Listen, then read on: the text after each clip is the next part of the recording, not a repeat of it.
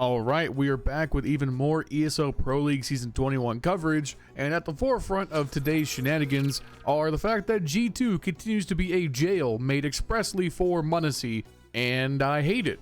So we're gonna have to talk about that, as well as every other game that went down today. I feel like today was definitely a lot steadier than yesterday. There were no real big upsets, there was nothing really out of the ordinary or extremely long games.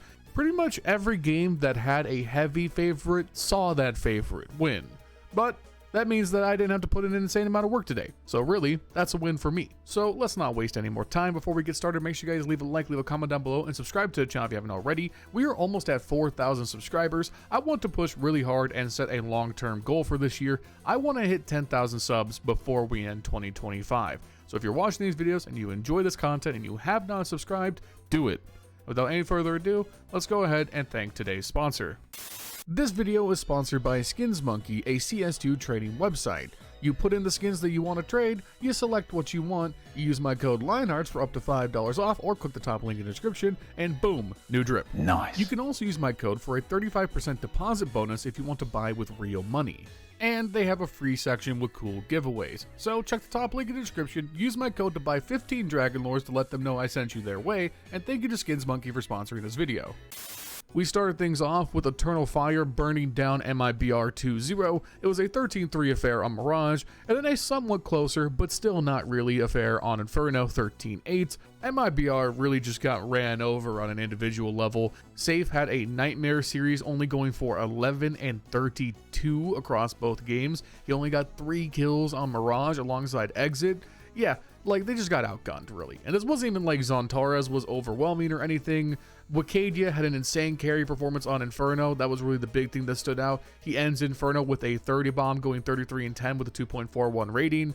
But Eternal Fire, they're just going to hit you with a really big hammer. They're not going to be too complex about it, and you can either just sponge that blow and try and fight back, or you can get your chest cavity caved in. MiBR took the second option. In our next series, we had NAVI beating Tyloo 2-1. Unfortunate matchup for Tyloo because, again, you have to fight some of the best teams in the world back-to-back. They played Spirit yesterday, they have to play NAVI today, and even though NAVI are certainly vulnerable, as I'm sure we're all aware, it's still NAVI. Like, it's still going to be a tough fight. I don't really care what anyone has to say on that front. And I think we kind of saw that play out. Tyloo, to their credit, had a great win on Inferno 13-10 to open up the series, but when you look a little closer, there's quite some suspect scorelines that held NAVI back. You had Wonderful, went 9-17, JL went 10-17, Emma had a quiet 10-10 performance. The only two players really putting in good work on this first map were Bit and AlexiB, so NAVI were playing pretty massively understaffed. Tyloo just took advantage of that to run up a huge T-side win on the first half, going 9-3. Even though Jamyoung was totally missing, that was enough of a deficit where they were able to fend off the comeback from NAVI and just win the occasional CT round on the second half to close things out. But then we move on to the other two maps of the series. It's 13-5 on MOUZ in NAVI's favor, and then 13-5 on Ancient, also in NAVI's favor. And in both of those games, NAVI were just working better as a unit. Every player, AlexiB included, had a huge positive scoreline. All of them were in double-digit kills while not giving up too many advantages. NAVI were just working like we would expect them to. A unit that is overwhelming in the depth of its strength, not necessarily in the strength of its individuals in any one specific area. Now, I do think people are talking a lot about this clip that ESO put out on the broadcast of their comms in between rounds on MOUZ, where AlexiB appeared to like bite back at Emma when Emma was just making like an observation on the previous round. And AlexiB quite uncharacteristically bites back and just says something to the effect of, "Can we go one fucking round without having something to say afterwards?" And it's very clear that NAVI are frustrated, and that makes sense. They're not performing to expectations. There's definitely been a breakdown in the team morale. I think people are going to read too into that and maybe try and push some of the blame onto AlexiB. I think this is a team that's simply feeling a lot of pressure, especially against the top teams. They're really struggling to beat Vitality, really struggling to beat Spirit.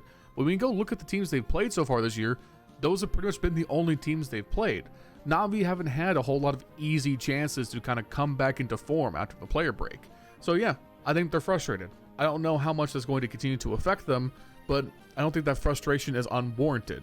If anything, I don't really know if ESL should be releasing these clips on stream because for the players, for pretty much all of Counter-Strike, those have been private communications. We don't hear the player comms that often, nor really should we, because it's not really our place to hear them, if that makes sense.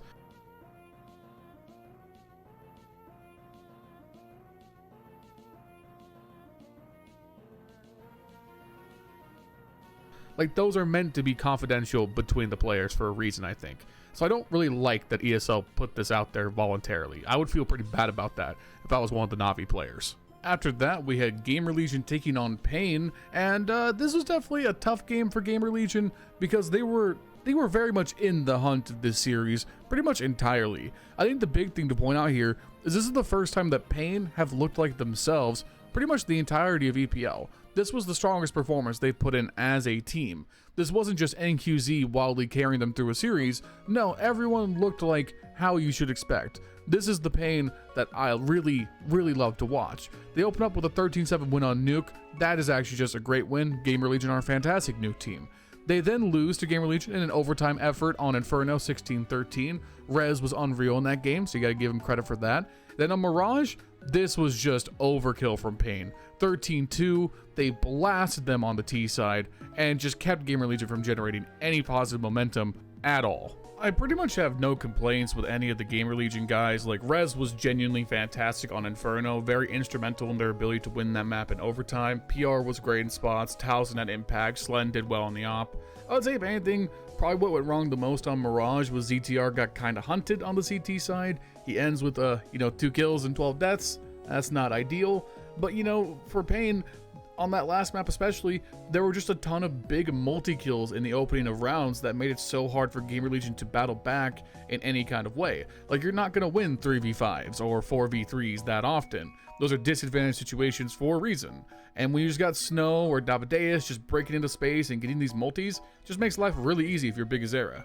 This does mean that GamerLegion are now 0-2 and facing elimination, but honestly, this team has the quality to where I'm not worried about that. Could they flip this around into a 3-2 and exit into the playoffs? I actually think that's very possible. It's really just kind of up to them and how they battle through the mental angle of going down this early after being so successful in the previous stage. But I think that ZTR and Ash have a great grasp on the game that I'm actually not that worried about it. I'm excited to see what they do from here because it's now a time for them to face some adversity and really try and grow and evolve in a tournament.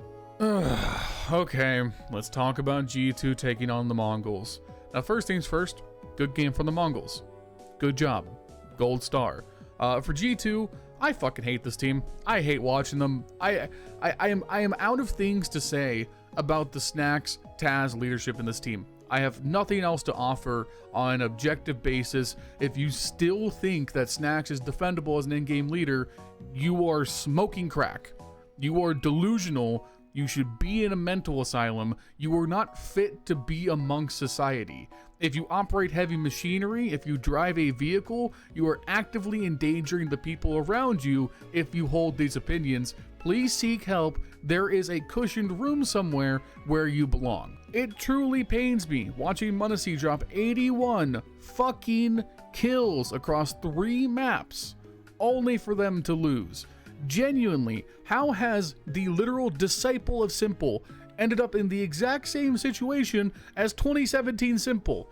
This is MOUZ's Edward Zeus Flamey Navi. He is trapped in the exact same situation, and I fucking hate it. Like, if you are the other G2 players, the MOUZ and Heavy got aside, you guys are fine. If you're Snacks and Hunter and you see MOUZ go on Telegram after this game and say, I'm sorry guys, I lost the entire CT side solo on Dust 2. That's my bad. And you go look at the box score and MOUZ had fucking 30 kills and 18 deaths. Yeah, you should feel bad. You should feel real bad that this kid, this literal child, is taking it on himself while you guys are dog shit and offering nothing towards winning the game. The anger I feel, I hope you guys understand, is so genuine because this isn't MOUZ's fault. Like, yeah, on the CT side of Dust 2, he got picked. He had an unfortunate string of deaths where he died early in the round, and that contributed to them losing. But you can see that the system is him. If MOUZ dies, there's no chance. And like, it's a similar story with Spirit and Donk in a lot of ways, but at least like the system is built around and embracing him. MOUZ has to build the system for himself and hope that MOUZ and Heavy God don't have an off game. And like, to MOUZ's credit, he had a great series. Heavy God, a little inconsistent, but that's fine. But compared to the Mongols don't have a MOUZ. but they also have 5 players who together contribute to winning. Blitz calls better strats and is like 5 times the player Snax is right now. It's actually disgusting. Of course, also my Discord would flame me if I didn't talk about it. That Senzu triple op no scope to win the game, unreal. That's just a sick highlight. I have nothing else to add to that. It's just I can't even really talk about the Counter-Strike in the series, because what else do I say? There's not really any analysis I can make other than m0uz and MOUZ were fantastic. Heavy got a little inconsistent, and there's no system. I don't believe that Snax contributes anything. If Snax actually watches demos and develops anti-strats, I don't see it. Like, you could have fooled me, because we don't ever see it in the server. And Snax just gets by with this fan base because he's a funny guy, and he's a historic figure, and he just gets to coast. And it feels like more and more we're going to live in the reality where G2 doesn't get Shuhei, and m0uz's just going to walk away. Like, he's not going to be on this team when his contract ends. And G2 will have pissed away a world #1 potential core in less than a year, because they couldn't cater to Nico, they couldn't cater to m0uz. G2 is on the way to being an irrelevant fucking team, and it doesn't have to be that way. But honestly, I'm glad. G2, when you were consigned to the dustbin of Astralis history, good. Our next 2 series were pretty much the exact same, in the sense that they were very Grug tier, very much who shoot better win the day kind of series.